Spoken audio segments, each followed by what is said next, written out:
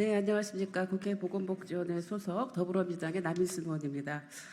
오늘은 더불어민주당 국회 보건복지위원회와 교육위원회가 함께 윤석열 정부의 유보통합 추진 과정의 그 여러 가지 우려점을 저희가 좀 제기를 하고 양질의 교육과 또 보육 서비스 제공을 마련하는 것을 촉구하기 위해서 오늘 공동 기자회견을 갖게 되었습니다. 먼저 참석자를 소개하도록 하겠습니다. 교육위원회 문정복 간사님 오셨습니다. 예, 그다음에 보건복지위원회 강선우 간사님 오셨습니다. 예, 교육위원회 김준혁 의원님 오셨습니다. 예, 김문수 의원님 오셨습니다. 예, 백승아 의원님 오셨습니다. 예, 정으로 의원님 오셨습니다. 예, 복지위원회 서영석 의원님 오셨습니다. 김남희 의원님 오셨습니다. 박희승 의원님 오셨나요? 예, 예. 그리고 전진숙 의원님 오셨습니다. 예, 서미아 의원님 오셨습니다. 그리고 김윤 의원님 오셨습니다. 또 빠진 분 다 되셨나요? 네. 예, 그러면 먼저 기자회견문을 강선우 간사님과 문정복 간사님이 읽으실 건데요. 그 전에 제가 잠깐 오늘 이 기자회견을 하게 된 취지를 간단히 말씀을 드리도록 하겠습니다. 내일 6월 27일은 개정된 정부조직법이 시행이 돼서 보건복지부가 담당해왔던 보육 관련 업무가 교육부로 이관되는 일원화되는 날입니다. 이제 부처가 이제 통합이 되어서 유보통합에 오랜 그 갈등의 시간이 있었지만 이제 유보통합의 새 역사를 쓰는 그런 중요한 순간인 것 같습니다. 그런데 현장에서는 굉장히 많은 우려들이 제기가 되고 있습니다. 보육과 유치원 현장에서는 좀 소통이 부족하다 이런 이야기들이 많이 제기가 되고 있습니다. 지방자치단체와 교육청도 비슷한 것 같습니다. 시도와 또 시군구의 어떤 보육 관련한 예산들이 어떠한 방식으로 또 시도 교육청에 이관이 되는지 구체성도 제시가 되지 않고 있어서 굉장히 걱정을 많이 하고 있습니다. 오늘 보건복지위원회, 국회 보건복지위원회와 또 교육위원회 민주당 의원들은 그 유보통합 과정에서 꼭 반드시 담겨야 될 내용들을 저희가 오늘 기자회견을 통해서 말씀드리고자 합니다. 유보통합은 정말 영유아와 또 부모 그리고 또 보육과 유아교육의 현장에 계신 많은 분들의 이야기가 잘 소통이 되면서 추진되어야 한다고 생각합니다. 그래서 교사의 자격 문제라든지 처우 개선 문제, 또 국가 재정의 투자 계획 문제, 여러 가지 그 예산 이관 방안들이 논의가 돼야 될 것 같습니다. 오늘 저희가 그 입장문을 두 분의 간사님을 통해서 듣도록 하겠습니다. 먼저 강선우 의원님. 예, 그 사이에 보건복지위원회에 우리 박승원 의원님 오셨습니다. 박희승 의원님 말씀 잘못했어요. 박희승 의원님. 더불어민주당 국회 복지위 교육위 공동기자회견. 윤석열 정부의 유보통합 졸속 추진을 규탄하며 양질의 보육 교육 서비스 제공 방안 마련을 촉구한다. 내일 개정 정부조직법이 시행됨에 따라 보건복지부가 담당해온 보육 관련 업무가 교육부로 이관되어 일원화되고 내년부터 유보통합이 본격적으로 시행될 예정입니다. 윤석열 정부가 유보통합 추진을 발표한 지 1년 반이 지나가고 유보통합 전면 시행이 바로 코앞입니다. 그런데도 아직까지 윤석열 정부는 유보통합에 대한 구체적인 이행 방안을 제시하지 못한 채 현장의 혼란과 갈등만 유발시키고 있습니다. 과연 정부가 유보통합 정책을 제대로 추진하려는 의지가 있는지 의문입니다. 유보통합은 윤석열 정부의 저출산 정책 5대 핵심 과제 중 하나로 모든 영유아에게 양질의 보육, 교육 서비스를 제공하는 것을 목표로 하고 있습니다. 하지만 윤석열 정부가 현재까지 유보통합을 졸속으로 추진하고 있어 양질의 보육, 교육 서비스 제공 목표를 달성하기 어려울 것이라는 전망이 지배적입니다. 이에 더불어민주당 국회 보건복지위원회와 교육위원회 소속 국회의원 일동은 유보통합이라는 중차대한 과제를 졸속으로 추진하고 있는 무책임한 윤석열 정부의 깊은 유감을 표하며 빠른 시일 내 구체적인 유보통합 실행 방안을 발표할 것을 촉구합니다.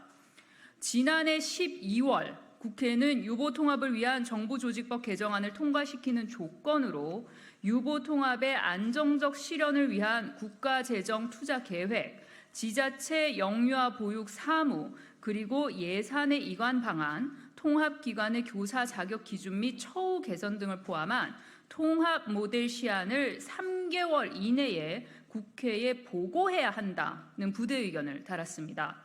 하지만 지난 3월 국회에 보고한 자료에는 약속했던 구체적인 이행 방안 없이 원론적인 수준의 내용만 담겨 정부조직법을 통과시켜준 국회와 더불어 부모, 유치원, 어린이집 관계자들을 우롱한 빈 껍데기에 불과했습니다. 마찬가지로 6월 19일 관계부처 합동으로 발표한 저출생 대책에도 유보 통합을 한 번 더 강조하며 0에서 5세 교육 돌봄의 국가 책임을 강화한다는 내용이 담겼으나 여기에도 구체적인 방안은 제시되지 않았습니다.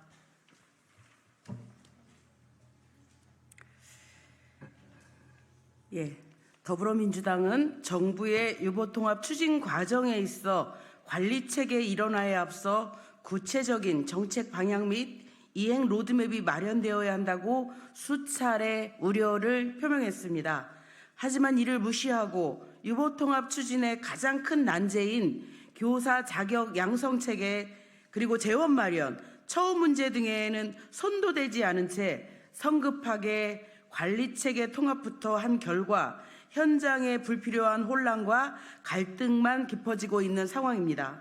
내일 27일 정부가 유보통합에 대한 구체적인 시안을 발표할 예정이라고 하는데 지금까지 무수히 반복했던 원론적인 수준의 내용이 또다시 담기는 맹탕 발표가 되어서는 안 될 것입니다. 교사의 자격 기준과 처우 개선을 포함한 세부 추진 계획이 반드시 담겨야 하며 상향 평준화가 되어야 한다는 대원칙이 지켜져야 합니다. 부모의 비용 부담을 줄이고 구체적인 추가 재원 확보가 전제된 유보통합 발표여야 합니다. 유보통합의 목적은 아이를 어디에 보내더라도 같은 서비스를 받을 수 있도록 하기 위함입니다. 양질의 서비스의 동등한 보장을 위해서는 서비스의 질적 수준을 획기적으로 높여 격차를 해소해야 합니다. 유례없는 초저출생 시대 모든 영유아가 양질의 교육과 돌봄 서비스를 차별 없이 받을 수 있도록 국가가 책임을 강화해야 할 때입니다. 특히 유보통합에 필요한 비용을 추가 국고 보조 없이 충당하려 한다면 과거 박근혜 정부 때의 누리과정 보육대란 사태와는 비교할 수 없는 큰 사회적 혼란이 유발될 것입니다. 당시 부실한 재원 방안이 박근혜 정부 누리과정 보육대란으로 이어지게 된 것을 뼈아픈 교훈으로 삼아 유보통합 또한 같은 전철을 밟지 않도록 국가가 책임지고 추가 예산을 부담해야 할 것입니다.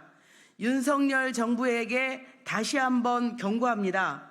더 이상 부모와 어린이집, 유치원 현장에 불필요한 불안과 혼란을 주는 것을 멈추고 안개 속에서 유보통합이 추진되지 않도록 하루빨리 교사 자격과 처우 개선 방안, 국가 재정 투자 계획, 시설 기준, 예산 이관 등 모든 영유아에게 양질의 교육 서비스를 제공하기 위한 구체적 방안 마련을 촉구합니다. 2024년 6월 26일 더불어민주당 국회 보건복지위 교육위원회 소속 국회의원 일동.